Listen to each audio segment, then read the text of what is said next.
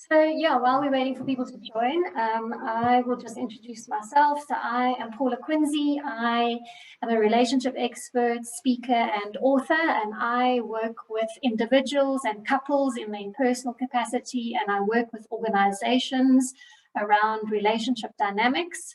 So anything to do with couples or individuals around how to have healthy relationships, how to manage conflict, how to improve relationships, particularly the longer we are together, our relationships can kind of get into a bit of a rut and we can become very sort of complacent and start drifting apart in our relationships.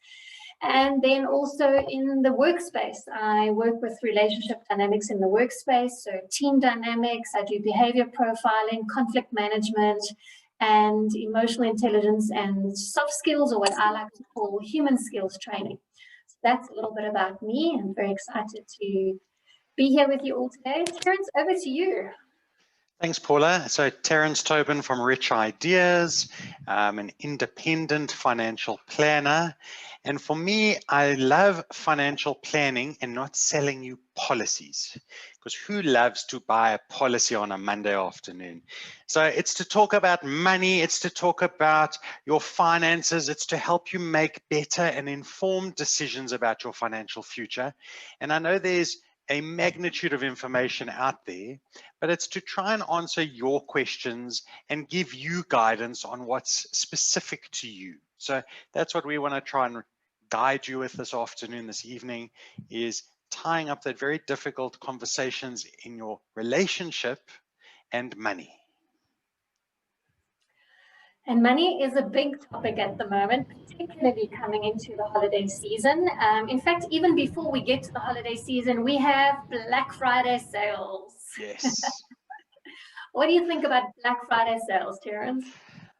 It's awesome. Isn't it nice to save money? But if you didn't need to buy it in the first place, did you really save? So, you know, it's to look at that. There's one or two items I'm looking for, which I've been holding off for months, but I've been saving up to buy them. And if I get the deal, that's awesome. If not, so be it.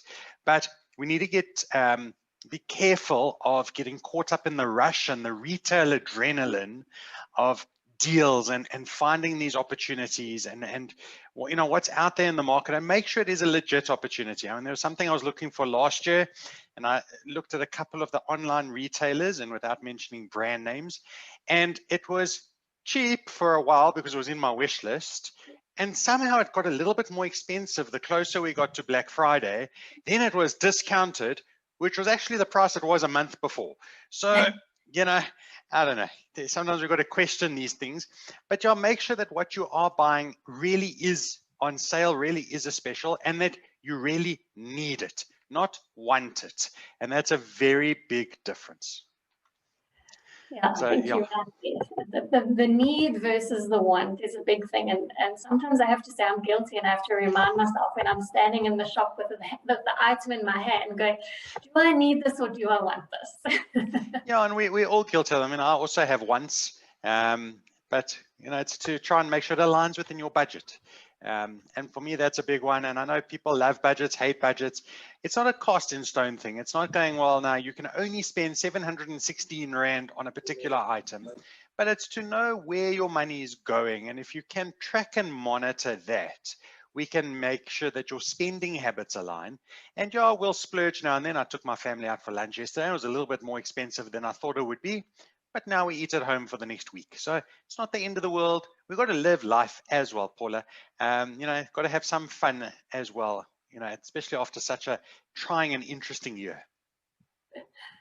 And so our home situation has changed recently because my adult stepdaughter has come back to live at home again.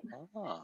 So that is I think that's a topic we might need to pick up on one of our future webinars, is how do you deal with family members, whether it's adult children coming to live with you, or things like your parents, your elderly parents, or maybe your in-laws coming to live with you. And I think that could be, I think a lot of people could relate to that topic. So we'll leave that for our January webinar.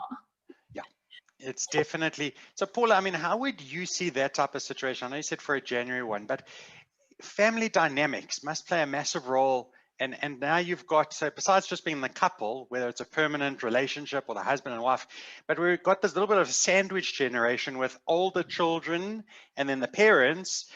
How can we manage that in the home?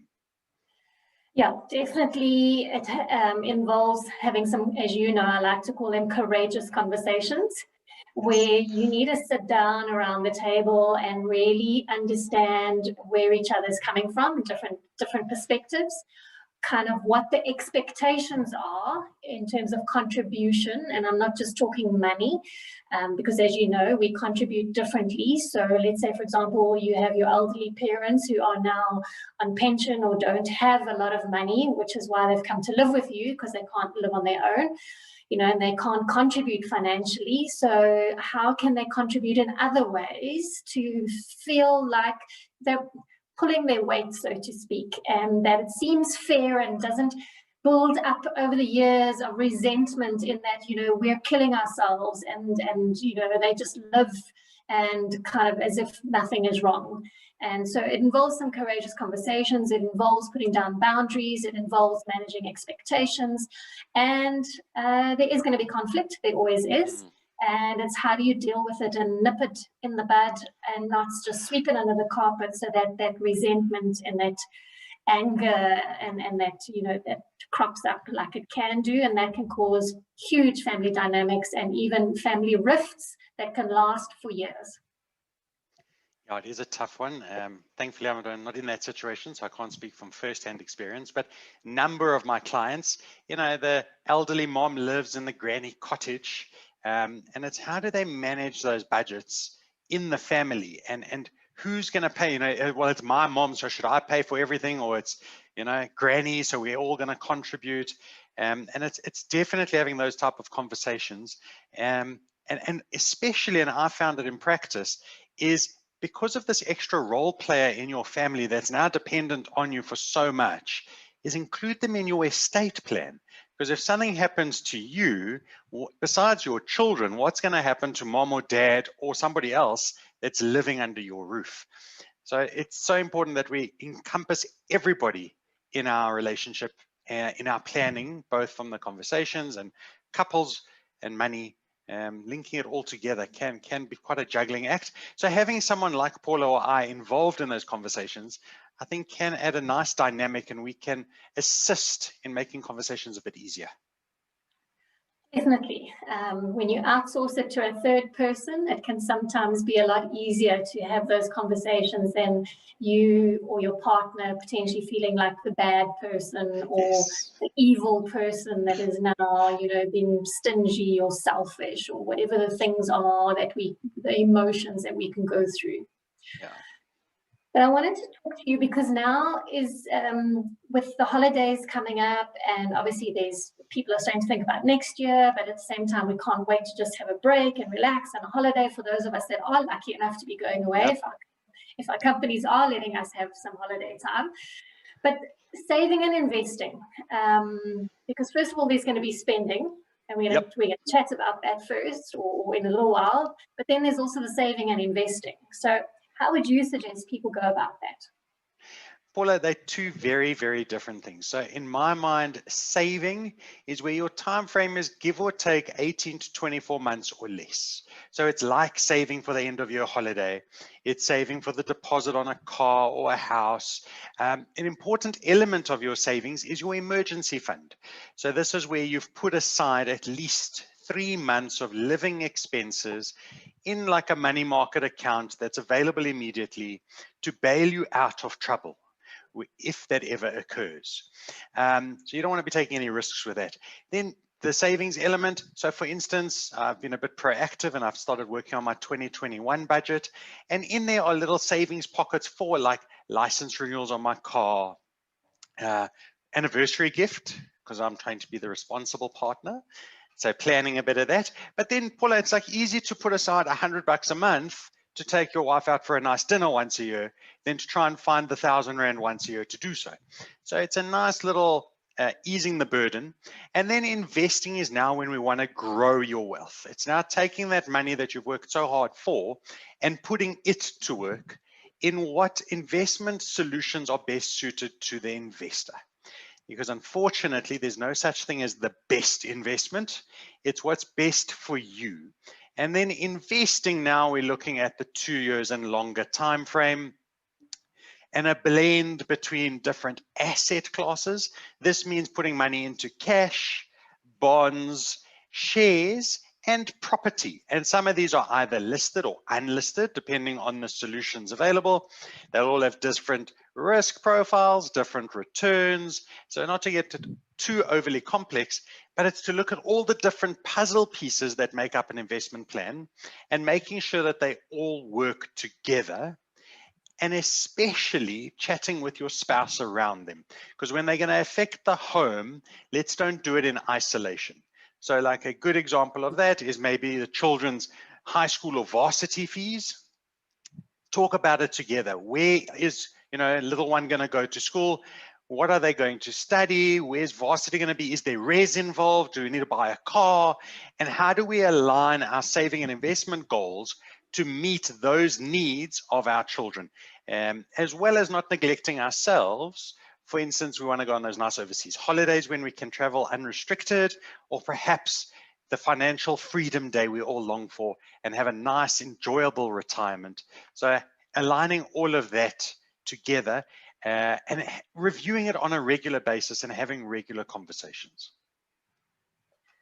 I'm glad that you mentioned the license renewal thing, because I always forget, because my license expires in the end of December.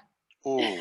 And usually Home Affairs, or not Home Affairs, but the license department is closed or shut down or whatever. And I had a very big surprise about 2 weeks ago when I had to go somewhere and give my driver's license, and they were like, "Oops, sorry, your driver's license has expired." Oh no. So yeah, I know exactly what you're talking about, because I had not kept track of those things. So that is part of my planning for next year, is to make a note of all of those things so that I have them under control. Put little recurring meeting invites in your diary. Yes, definitely. Yeah, and we lose track of those things. Paula, what do you think in the conversations you have with couples? Should we be discussing what we earn with each other, or should we rather be sharing what we need from each other to support the family? I think it's important to do both, because as you grow and evolve together as a couple, your earnings are going to change. Hopefully, you're going to get promoted, you're going to get bonuses, you're going to be earning more than what you were, let's say, 10 years ago when you first met. Yeah. And that obviously translates directly into the lifestyle that you either are wanting to live or are aspiring to live. And sometimes even people living beyond their means. So it's important to know, because what happens, like especially now with COVID is a good example. If one of you happens to lose your job, you get retrenched, or you have to take a salary cut. How do you know how to be there and help each other and step in financially if you have to, because an emergency or a crisis or something is happening, but you have no idea what your partner is earning, you have no idea what your partner is spending their money on, and then all of a sudden you're in for a big shock and a big surprise, which does happen. So I believe that you do need to, and I don't mean every month you need to keep track and go, okay, what are you earning now? What do you do? Yeah. You don't have to be like that, but I think you should have an idea, and you should have regular updates in terms of, if you get a promotion or a bonus, and what some of the discussions that you've mentioned is, what are we going to do with the money? Am I going to take a little bit and spoil myself because I've worked hard and I earn it and I deserve it? Am I going to spoil my family? Am I going to spend it on something? Am I going to put some of it away? What am I going to do with the money? So it's important, because it's part of being on the same page with each other. It's part of being in a team. A relationship is a team. It's a partnership. And just like you have those conversations in the workplace, you should be able to have them at home in your relationships too. Agree with you completely. And the more open and honest we are with each other, the better it will be for everybody. This prevents, I think, issues in the future, and everyone can align. And like you say, at times of need, we then know how to look after and support each other. So I'm assuming then having money secrets, not a wise decision. Don't have those little things on the side, perhaps. No, it's not good to have secrets, although I'm not saying you must now go and, share every minute detail with your partner. If you're going to go and spend 50 Rand or 100 Rand on yourself and, go and, buy yourself a new shirt or pair of shoes or something like that. I mean, it's your money. It depends on how you're managing your money. The last webinar we spoke about, are you going to retain your own account but have a joint account? Are you going to have joint accounts where everything goes in and everybody spends everybody's money and it's one pot? So how it would go with how are you managing your money? There's nothing wrong with having an emergency fund if you need to. So for example, as you know, because you've been doing wills recently, if something happens to one partner, all the bank accounts and that get frozen and you cannot access funds. So it's okay to have an emergency fund of some sort, and it's okay if you are taking some money and putting it away, whether it's to surprise your partner or whether it's to pay for those overseas holidays. You don't have to account for every single cent that you spend. But when secrets come out, it affects trust in a relationship. And that is a big thing because it can take up to 2 years to rebuild the trust in a relationship between a couple. And it's a very big thing to get your heads around. Yeah, I agree with you on that one.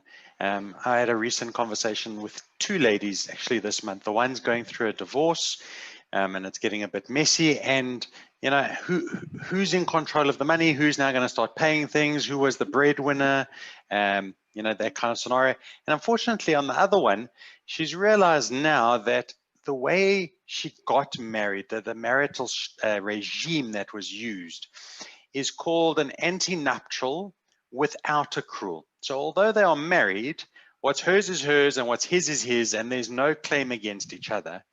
And she's been the good stay-at-home mom, put her career on hold, had little part-time jobs, and now things are unfortunately getting a bit messy at home. And she's realized she has no assets because everything has been in her husband's name. So I do feel strongly that we're our own person.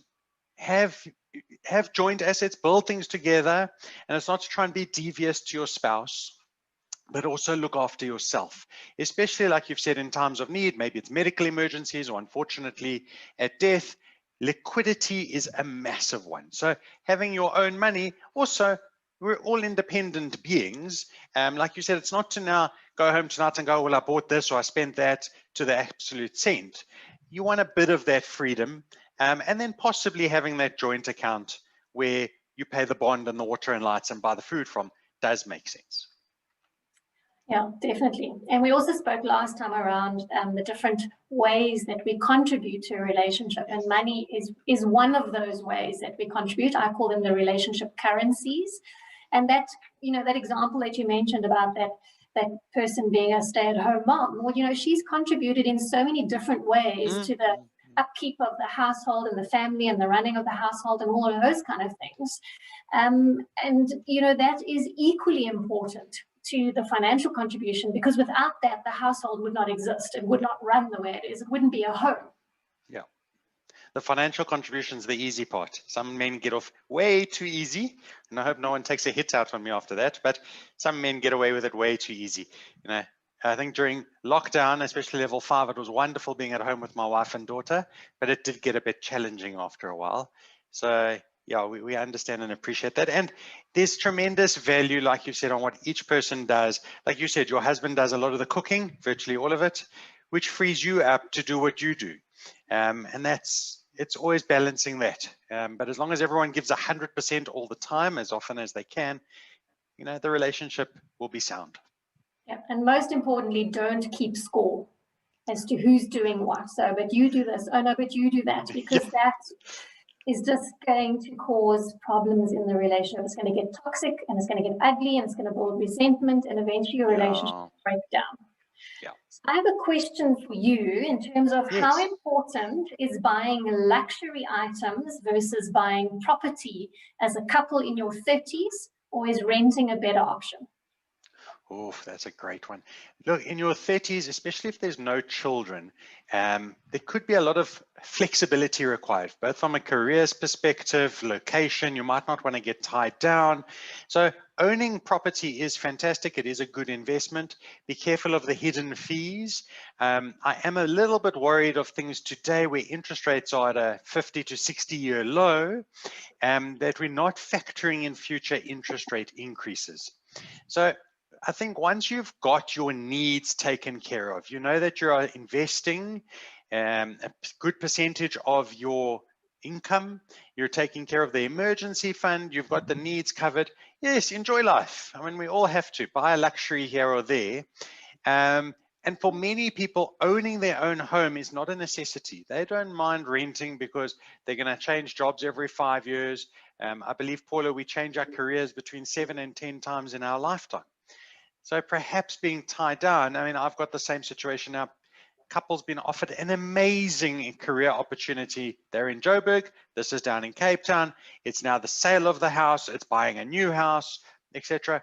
So look at what provides you the safety, the security, and the stability. For my wife, she wanted us to own a home before we had a family. That was fine. I respect that, and that's what we've done. I'm happy to rent. If I have to move every 5 to 7 years, yes, it's stressful. I'm not sure we're on the top 5 list of stresses it is, but it's definitely not a fun experience. But you get to go through something new and go and live somewhere new, and maybe that's cool. But yeah, look at it in your situation, and then be fluid and dynamic about it. Because life, you can't forecast life for the next 30 to 50 years. So let's make a plan, let's put it in place, like the ownership versus rental, weigh up all the costs, the pros and cons, and see what's going to work best for you. Yeah, well, moving house is one of the top 5 stresses that a relationship goes through, next to divorce, changing jobs, death, obviously not necessarily your partner, but experiencing a death, a very close death to you, and then birth of a child as well. Yes, very disruptive. And more so now also job losses, especially with what's going on. And funny enough, with the new gig economy, as people are calling it, you know, as people are becoming more freelancing or consulting or owning their own businesses because of job markets and stability and security, and that we will potentially have more than one job at the same time because of potentially the need to have more than one job to earn the money we need, or because we are fulfilling different roles in different positions, locally and or globally. Paula, I've just received a message. I think I'd like us to unpack it a bit together, especially with all the conversations you have with couples. This person says they have a secret slush fund, not an emergency fund. Is this a good decision? Well, I suppose it depends on the difference between slush fund and emergency fund, because they could be one and the same thing. So first of all, what is your interpretation or your meaning of slush fund? And I guess, what is your intention behind it? Are you keeping it as a back foot out the back door? You know, that it's an escape route or exit plan, exit strategy? Or is it to take care of your own financial needs should something happen unfortunate, and you have to look after yourself and fend for yourself? Yeah. I think it's very important. I don't know about it being a secret, but definitely having that emergency fund is very important. And this is where it is looking after yourself.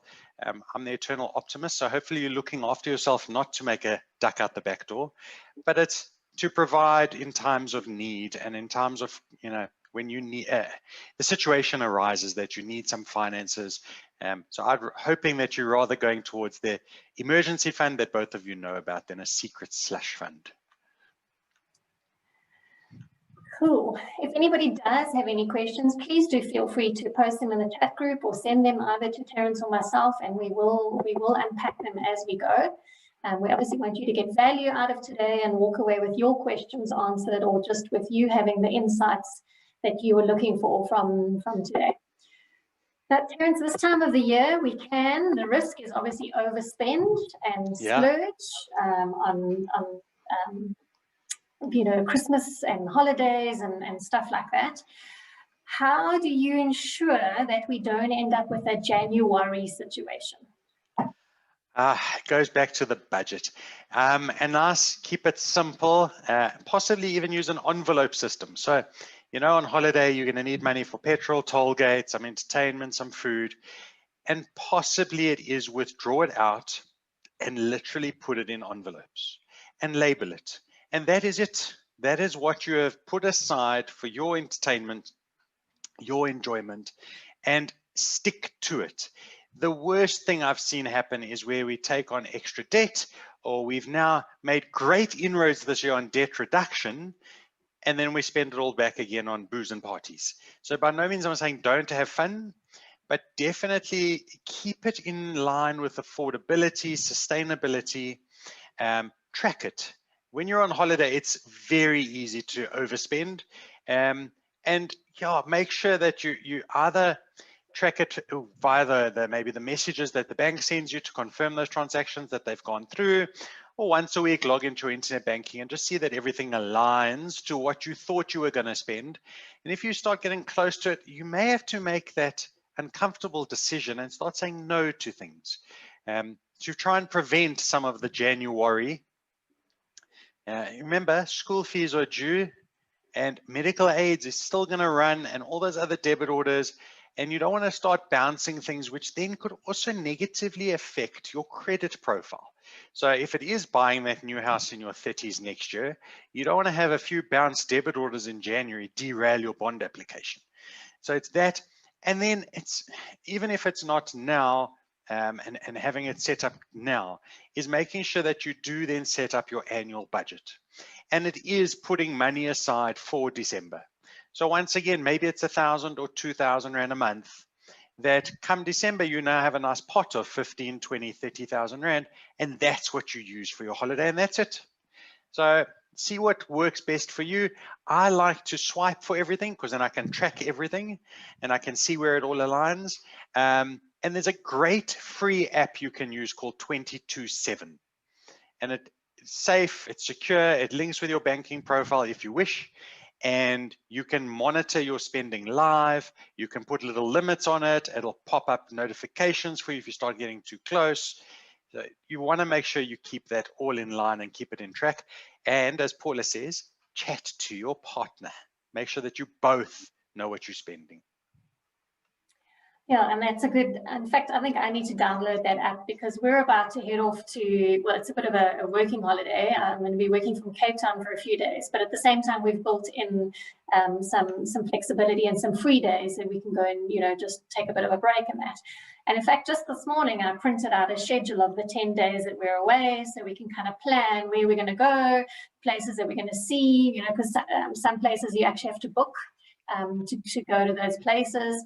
And so that's what we're going to be doing tonight. In fact, after the session, is we're going to be sitting down and kind of planning the days and where we're going, and kind of keep track of a bit of our budget and stuff.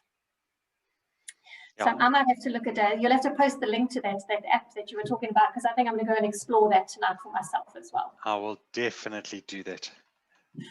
So I have another question for you. It is, yes. What is the best way to invest for the future?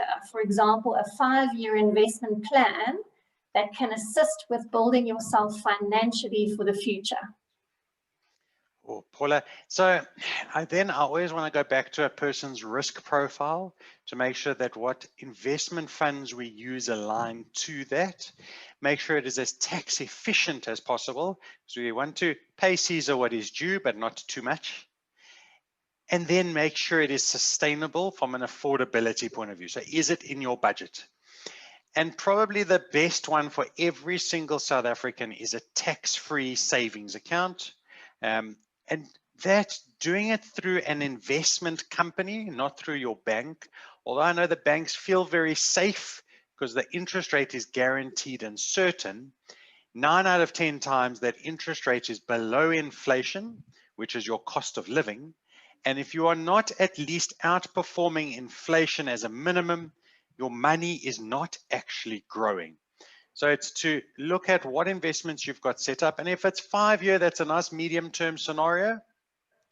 look at a tax-free account. However, bear in mind that any withdrawals you may take out of that tax-free account will affect how much you can put back in the future.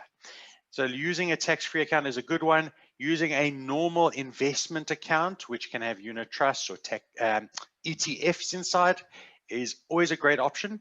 And then having an element of offshore exposure.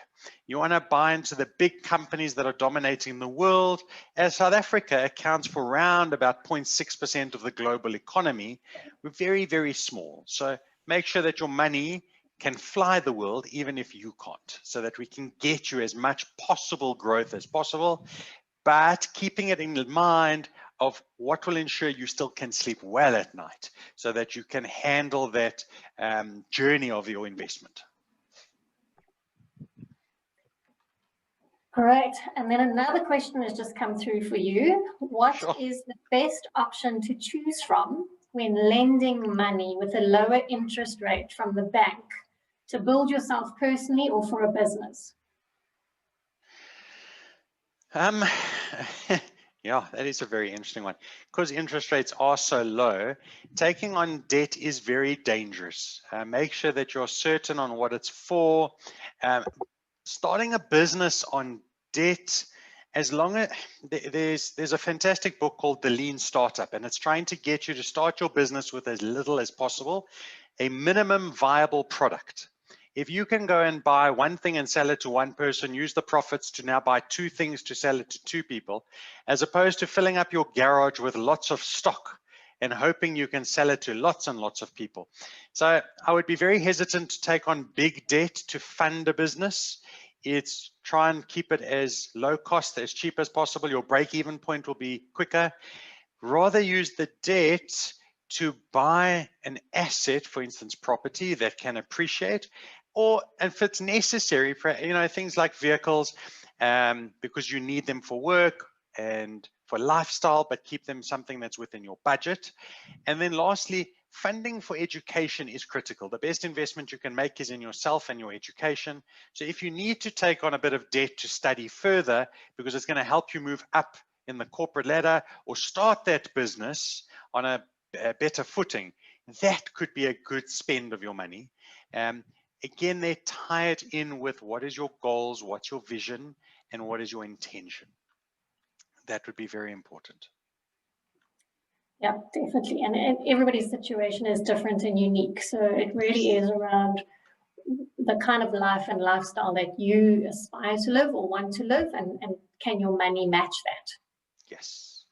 Paula, when I have chats with clients, especially those that have built significant portfolios or wealth and they haven't always shared things with each other, how do we deal with money trust issues in a relationship and those type of conversations? What would be your guidance for that? Yeah. So I would first of all want to understand where the trust issue is coming from. Why does this person not feel comfortable talking to their partner about money? Is it because it's come from childhood, because that's where we learn our money values from, and our money, our association and interpretation of money and how to deal with money? So if we didn't have comfortable money conversations growing up, it may potentially be difficult to have money conversations with our partner. Or has something happened in the relationship that has now caused my partner to mistrust, or for me to mistrust my partner? So for one example recently that I was working with is there was a gambling situation with a couple that I was working with, and obviously that caused huge trust issues and caused a lot of anxiety and stress, and so we had to work around that. And addictions of all sorts is a coping mechanism for something else, and it's getting to underneath what is the coping mechanism. Why is this person needing this or behaving in this way or having to do this? What are they trying to fulfill? What is the need or the missing thing? And it's the same with shopping. Often when people are spenders and they go and they're shopping all the time, it's because they're trying to fill a void. they're going and they're shopping, and in that moment it feels all exciting and smells new and shiny and all of those things, and it looks wonderful, but then it goes in the cupboard and the price tag is still on there a year later, you know, those kind of things, because there's an underlying thing. So I would want to get to grips and understanding what it is first, where is it coming from, and then start addressing it. So how can we have that conversation with our partner if we start feeling there's some secrets and there's some uncertainty, and you know, how do we raise that in a safe and comfortable way? So first of all, if you are able to have the conversation yourselves, because often this is a very tricky conversation that can end up being reactive and defensive and finger pointing and blaming and keeping score, and it can get out of hand. So if you feel that you aren't able to have this conversation, I'd definitely say go and find someone to help you, a professional, to help you have the conversation and mediate the process for you. And I would then, you know, as kind of start with leveling the playing fields in terms of understanding where each person is coming from, what is going on for them, how are they feeling about it, what is their meaning, association, interpretation when it comes to money and secrets and, you know, those kind of things, and trust issues. And then what are the actions that we need to take to shift from mistrust to start trusting again, which is a process. As I said, trust, it can take up to 2 years to rebuild the trust in a relationship. That is a very, very long time. And now, Paula, I mean, if I'm the person in the relationship and I keep sharing and sharing, and I'll ask my spouse, and she gives little nuggets of information, but not enough, is that when it's now approaching that professional to assist us? So how do I have that conversation and go, you know, I don't feel we're being open and honest, so let's go find someone that's going to help us be open and honest. Yeah, and it's often it's not what we say, it's how we say it. Yeah. So when we start using the you word, yeah, but you never tell me anything and you always keep secrets, that's like a red flag to a bull in a china shop. It's just going to get defensive and reactive. So I think it's more about how you position the conversation and how you approach it, to say, let us, so the language is important, the us, the we, the ours. Let us go and equip ourselves with better communication skills. Let us go and grow together as a couple and learn how to be there for each other and how to create a safe relational space that we can start having these conversations. And it's about being willing to step into that vulnerable space and be, you know, have courage, be transparent and open and honest without fear of retaliation or without fear of it's going to be used against me or thrown in my face. Yeah, very true. You have a safe environment to do so. Definitely. Yeah. Brilliant. Okay. I see another question for you. And this actually comes up quite often, is having a joint bank account easier, or should we have our own? Yeah, definitely have your own. As you said before, there's a number of reasons I've seen practically, especially from a divorce situation, sadly, from a death point of view. But if you've now got an investment set up and you need to take money out of it, the majority of service providers are only going to pay out those funds to an account that's in your name. So have something separate. It doesn't have to be a fancy account with lots of bells and whistles and loyalty programs. Get something that's cheap and easy, that has a bank card linked to it, and fund that so that you've got the flexibility yourself. The banks actually are not really doing joint accounts. They're normally an account in one person's name with the other partner or spouse having signing power. Now, that's often dubbed power of attorney. And Paula, an interesting one with that is that power of attorney will fall away when the person giving it no longer understands the consequences of their actions. So if they are now suffer dementia, that power of attorney will actually fall away because they don't understand what they have given away. And at time of death, it immediately falls away. So a surviving spouse now might have that situation where their emergency fund is in a great account and they've got no access to it.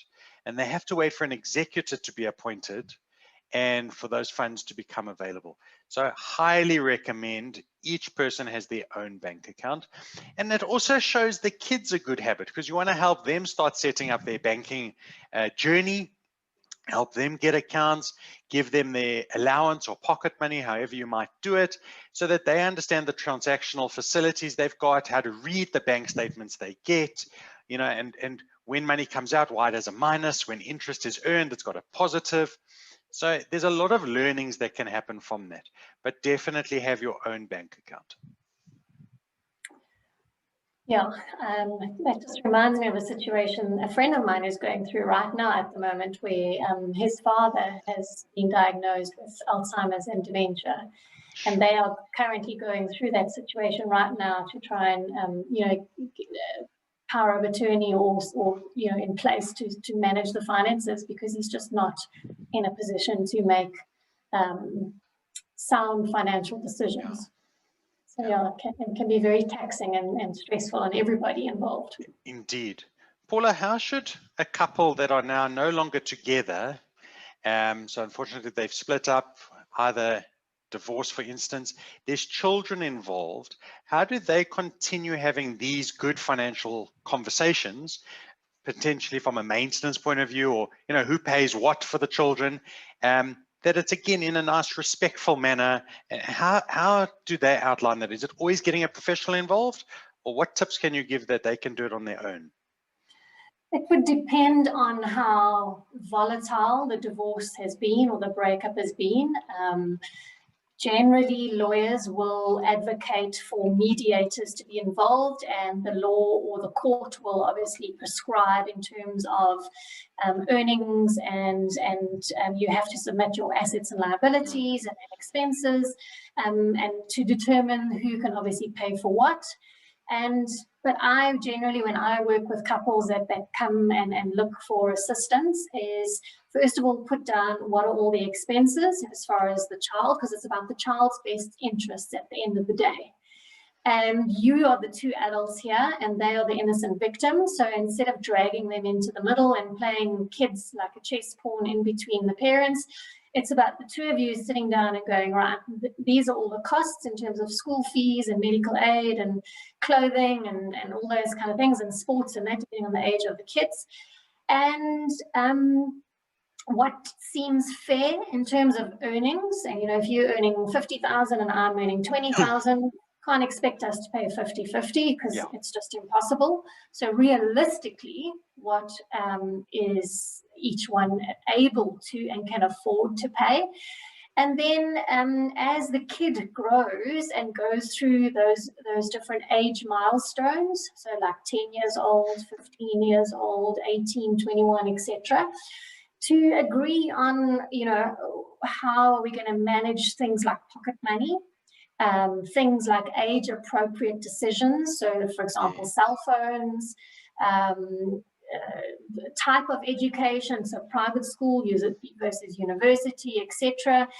And you're going to have to check in with each other, pretty much like an annual financial review, in terms of maintenance and stuff for the rest of the year, and what's obviously relative to inflation and stuff like that. And it really is about the two of you showing children, because your children are still looking up to you as the role models here. They are still looking up to you, and they will model their behavior on your behavior as to how the two of you manage situations. And so it's about the two of you presenting a united front, being on the same page and backing each other, because let's be honest, kids are not stupid. And if they can see that you're not aligned, they will find that gap to try and play one against the other. And they will go, oh, but mom bought me this or did this. And, oh, well, dad takes me here and takes me there. And they will start playing you one against the other. Kids, it's normal for them to test the boundaries and push the boundaries. That's why it's important for the two of you as co-parents to be on the same page and to back each other and be aligned in your decisions, so that kids know the boundaries and they know where they stand. And yeah, part of it is to have that annual review, or quarterly or 6 monthly, depending on what you want to agree on, as to, you know, obviously as your kid grows, their needs are potentially going to change. And with that, potentially the cost is going to change. And how do we then adjust it accordingly, like you do with your financial planning? Paula, we've been asked here, should couples assist each other to pay off their debts? What is fair in assisting each other? Should one partner find themselves, say, in financial trouble due to a job loss, or perhaps they're just bad with money? How do we do that and do that in a I don't know, sensible way? I want to add to that, because I've got the quantitative answer to that, but what does the heart say, and how should we handle this? Well, at the end of the day, a relationship or a marriage is a partnership. And a partnership is you are in this till death do us part, or that's what your wedding vows say. And if you are married or if you are cohabitating, you've committed to live together. And part of that is managing money and managing expenses and finances, and part of that is debt. So it would depend on what the debt is. If the debt is something like a house or a car, those kind of essential items, I suppose, I would call them essential items, then, you know, if you can step in and help out, or you have to because perhaps you've lost your job or something, you've had to take a salary cut, yes. Sometimes you are there for your partner and other times it's the other way around. But when you average it out, it seems fair. If your partner is being irresponsible with their money and they are racking up debt, is it your responsibility to pay off their debt? No, because you're not teaching them how to be responsible with their money. You are rescuing them, you are saving them, or you are co-creating the situation. You are causing them to be more dependent on you because you keep rescuing them. You're not allowing them to take ownership and responsibility for their actions and their behavior. And this is where that whole, I don't want to call it tough love, but you may have to put down a boundary and be very firm and assertive as to where you will and won't help, but be very aware on the impact on you in terms of credit ratings and credit scores, because it can impact you, and it will obviously depend on how you are married in or out of community of property, etc. Yeah, well, you've covered everything. I was going to add that part there. So if you're married in community of property, you need to start having some really tough conversations. It's that tough love, as Paula said, because that's going to affect you and hurt your credit scores. And ultimately, you're liable for some of that debt too. So you want to make sure that's in line. And then, yeah, find the balance. I mean, if it's something out of their circumstance, like a job loss, and maybe that debt is on the car, then you've only got the one car for the family. Well, it's probably better to help pay for the car and keep it. Then it gets repossessed and you can't get another one. But yeah, it's definitely a tough one to have. Paula, one more here coming through. How do we discuss and draw the line with black tax and balancing building with a partner and still honoring those obligations? Yeah, sure. Black tax is a big one, and it's a topic that comes up often when I'm working with couples, because, you know, on the one hand, there can be a lot of resentment around black tax as to, like, when is enough enough, because I feel I've paid my dues, and then, you know, the cultural nuances coming in with this, in that there's an expectation from whoever it might be, the parents or the elders, that, you know, you have to provide because we've sacrificed everything to give you education and get you started in life.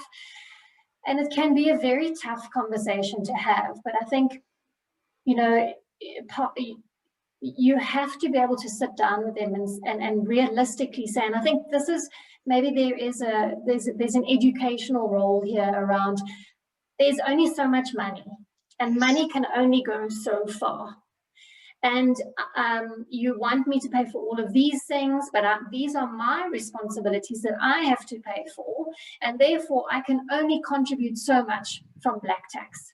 And I always like to encourage the couples that I work with to, how can you help your people become less dependent on you by helping them become more independent financially? So how can they start contributing financially in little ways, whether it's baking cakes, for example, or part-time work, or caretaking others. You know, everybody has a skill of some sort that we can capitalize or use to contribute. And so if they can't contribute financially, maybe they can do, things like looking after children and babysitting or some other way of giving back and contributing. But it can be a very touchy subject. And I know a lot of people struggle when it comes to the black tax and the expectations there. Yeah, it is a very difficult one, and I'm still learning lots about it. And I enjoy the conversations I have with my clients that are supporting others. And I know black tax is a massive one, but there's many couples and families across all the race lines that are looking after and supporting people. And exactly that, and it's what you've just alluded to, is the pot is only so big.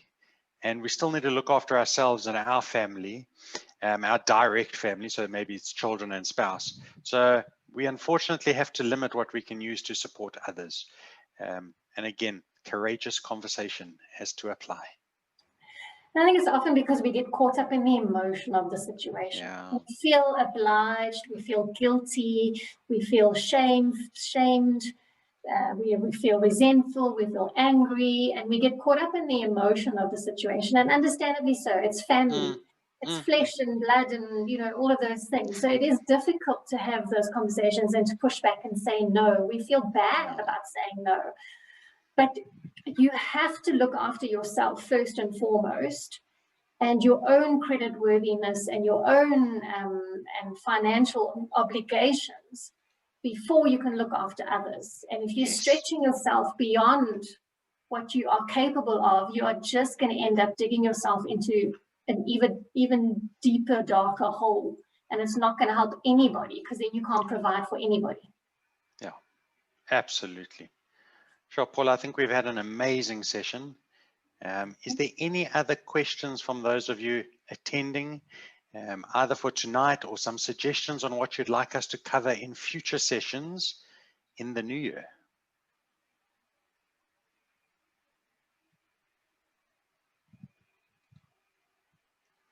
Yes, that's it, Sana. You say yes. Yes, tell us what you'd like us to talk about. We'd love to hear from you. You're welcome to unmute or just type it in the chat group. I think something I'll touch on while we wait is this topic comes up a lot with regards to school fees. Should you pay them the whole year ahead in one big lump sum? That, obviously, if you've got the budget for that's great. Look at what discount the school might be offering you. And unfortunately, budgets have been pinched for next year, so there's not a whole great deal. So my daughter's school gave a 3% discount. Now, if I leave that money in my money market account, I earn 7%. So I'd rather leave that there and pay off the school fees and get a better return on my money. But look at it on each situation. And also don't forget, from a school fee point of view, it's not only that, it's perhaps the extramurals, it's the different uniforms through the seasons, it's the sports kit. So factor all of that into your costing when you think of school fees and what you need to support your children and their futures. Yeah, definitely. I see we have a question, and this also comes up quite often, this question. Any advice on a young couple that is new to the working world and want to live together but not yet getting married? Absolutely. You have to have important conversations before you move in together. Yes. Some of them we've touched on already, but basically the process would be understanding what you both earn in terms of your income, because that'll determine what you can afford in terms of renting or buying a house. If you are renting a house, same process applies in terms of, are you going to have individual accounts and then a joint bank account to cover the household expenses? So you both pay money into that joint account, and that covers the household expenses, and you retain your individual accounts. If you're buying a property together, obviously you would need to look at what deposit can you afford, what is the bracket that you can afford to look in, which area do you want to go to live in, and how is it going to be relative to each other's jobs and from a commuting point of view, because that can come up as an issue down the line if one person is spending an hour or so in traffic and the other person is 5 minutes from home. Also in terms of, and you can touch more on the money stuff, Terence, but I'm going to touch on the emotional stuff. Are you aligned in terms of things like values, culture, traditions, beliefs, spirituality, money? How are you going to resolve conflict? How are you going to deal with it, because you are going to have conflict? What are your career aspirations, so you know how to be there for each other and support each other from a career perspective? Family aspirations, do you want children? Don't you want children? Because down the line, you can't turn around and go, oh, but you never told me you didn't want children, and I do, because that can cause big issues. And what are your deal breakers? Most importantly, deal breakers are things like, for example, cheating. What does cheating look like in your world versus my world? Is it the fact that you've done the deed with somebody, or is it the fact that you're just texting somebody behind my back? That's a deal breaker. So that you know very clearly where you stand with each other, because that creates the boundaries that protects you and each other and your relationship from everybody else. That covers so much, Paula. It's definitely that. It's making sure that that foundation is important, all those type of conversations. Obviously, my side is the money side. Have a household budget, know exactly who's going to pay for what. And like you've said, it doesn't have to be 50-50. Make it equitable, make it fair. And then it doesn't always sound as much fun because we love each other, and that's why we're moving in together, and things will last forever. But there's something called a cohabitation agreement.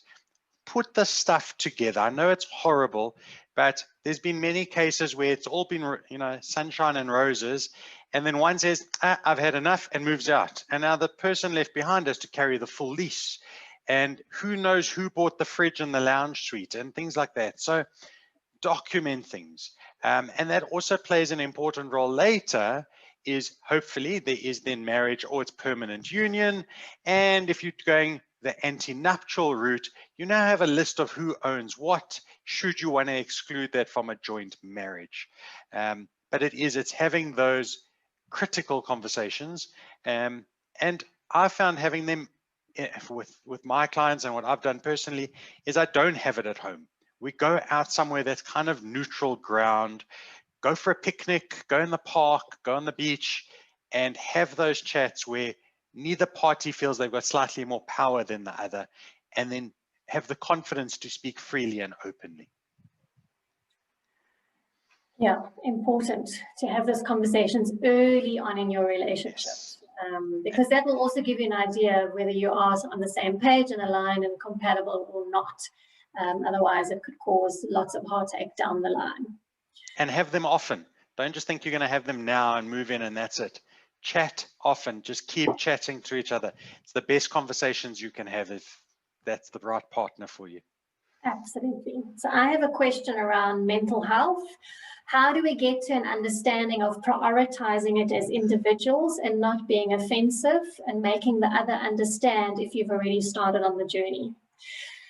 Yeah, this can be a difficult one in couples where one person has started on a journey around personal growth and development, or taking care of their own health and well-being, whether it's mental health or physical health and eating and lifestyle and that kind of thing, and your partner is not on the same page as you. It can cause some conflict because you may want to impose your ideas on your partner, that they must now start living this healthy, active lifestyle, or going to gym, or meditating, or church, or whatever it might be. And your partner's not there yet. They're not ready for it. Or it could be that they, you've come so far down the line that you've grown apart instead of growing together. And at the end of the day, you cannot change your partner. You can only change yourself. You are not responsible for your partner's growth or your partner's development. You can certainly encourage them. You can support them. You can be their biggest fan and cheerleader, but they have got to want to do the work themselves. And so it's important around how you approach it. You can use the us, we, ours language, very important, because it says we're in this together, I'm by your side, I'm there every step of the way. But if you start keeping score, you haven't been to gym today, or you haven't been to gym this week, or you've just eaten junk, you've had 3 pizzas this week, it can cause resentment and anger, and it can become defensive and toxic. And You can lead by example, by taking care and showing the benefits of you being in a healthy, good space, mentally, physically, emotionally. And hopefully your partner will get on board with you. But if they don't, and it gets to the point where it is now becoming, it's affecting your own mental health and well-being, you may have to make that very hard and fast decision that you've got to look after yourself. Yeah, and I experienced a wonderful program Paula has, and my partner was extremely supportive of it and my attendance, and I've seen tremendous leaps and bounds in personal growth, family growth, business development. So it's to do that, have the conversation, show that, and then hopefully they do support you. And yeah, the conversation, I think everything always works down to conversations, and making sure that it's not pointing fingers. Yeah. So yeah, I hope that's answered your question. That's the person that asked that question. If anybody has any other questions that you would like us to ask, or anything else, other topics you'd like us to chat about in upcoming webinars, please do. Now's your chance. Post in the chat group or to us individually. You've got our email addresses as well. You can pop us an email. Yeah, we'd love to hear from you, and we'd love to know that we're adding value and that you are walking away with some great insights and tips from these sessions. Yes. Awesome. Paula, that was lots of fun. I know I picked up on a few valuable tips. And I wish you and everybody. Well. I'm going to go and look at this app, and I'm going to go and plan my holiday now in my budget. Good. And let us know how it goes. And also have fun in Cape Town. I will do. And thanks to everybody for joining us. And we really enjoyed spending the afternoon with you. And if I don't speak to you, have a good Christmas and New Year or holidays. And we'll see you in the new year. Take care.